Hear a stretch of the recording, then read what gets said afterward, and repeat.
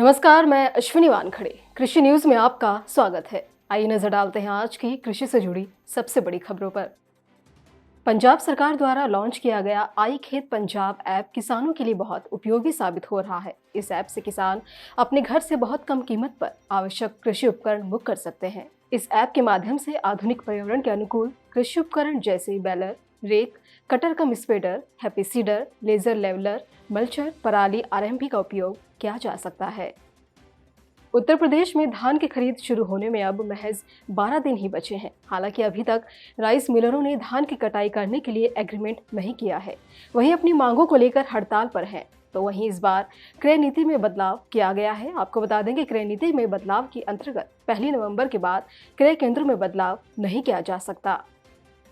5 राज्यों में होने वाले आगामी विधानसभा चुनावों के मद्देनजर भारतीय जनता पार्टी की अहम बैठक हुई। पार्टी के राष्ट्रीय अध्यक्ष जेपी नड्डा के नेतृत्व में राष्ट्रीय पदाधिकारियों की बैठक में विधानसभा चुनाव वाले 5 राज्यों में पार्टी के प्रचार अभियान और रणनीति पर चर्चा की गई। इसके अलावा इस बैठक में कृषि कानून विरोधी आंदोलन, लखीमपुर खीरी हिंसा और कोरोना टीकाकरण पर भी विचार विमर्श किया गया।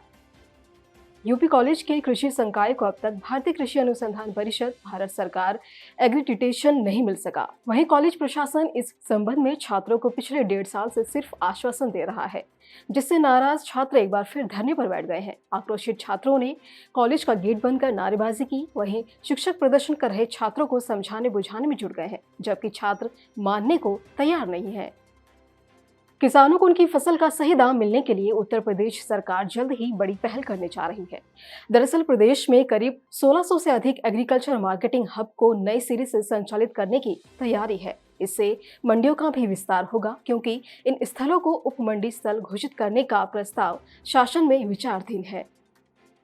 मेघालय के राज्यपाल सत्यपाल मलिक ने कहा कि यदि केंद्र सरकार किसानों को कानून के मुताबिक एमएसपी देती है तो वह कृषि कानून के खिलाफ विरोध प्रदर्शन करने वाले किसानों का मसला सुलझा लेंगे। उन्होंने कहा कि किसान एमएसपी से कम पर किसी भी सूरत में राजी नहीं होने वाले हैं। वे चाहते हैं कि इसका कानून बनाया जाए, जो कि एक अकेली मांग है जिसकी जरूरत किसानों को है। यदि केंद्र सरकार इसको देने पर भी राजी हो जाती है तो मामला अपने आप सुलझ जाएगा।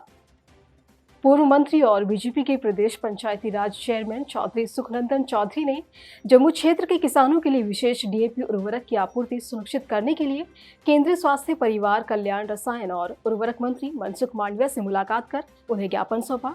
उन्होंने कहा कि जम्मू कश्मीर और विशेष रूप से जम्मू प्रांत के किसानों के लिए विशेष डीएपी उर्वरक की आपूर्ति सुनिश्चित की जाए। बारिश ने किसानों की चिंता बढ़ा दी है। धान के खेतों में पानी भरने से उनके सड़ने की संभावना बढ़ गई है। कृषि विशेषज्ञों के अनुसार तेज हवाओं से धान की पकी हुई फसल गिर गई, जिससे कि किसानों को अधिक नुकसान हुआ। अगर ऐसे ही निरंतर बारिश होती रही तो धान में 60 से 70% तक नुकसान होने की संभावना है। इसी तरह की अन्य खबरों के लिए जुड़े रहिए कृषि जागरण के साथ। धन्यवाद।